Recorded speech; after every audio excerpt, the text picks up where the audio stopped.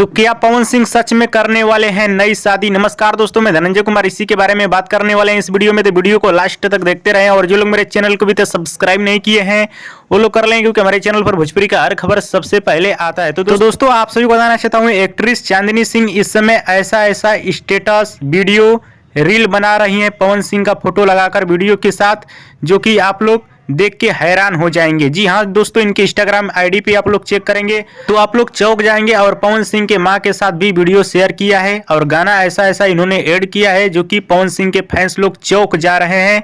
लोगों का दावा ये किया जा रहा है कि शायद चांदनी सिंह से ही पवन सिंह का अगला शादी हो सकता है। और पवन सिंह के फैमिली के साथ भी नजर आ रही हैं चांदनी सिंह, जो कि आप लोग देख सकते हैं। और रात में 12 बजे सबसे पहले चांदनी सिंह ने ही पवन सिंह को केक खिलाया था, जो कि आप लोगों ने यूट्यूब पे वीडियो देखा होगा।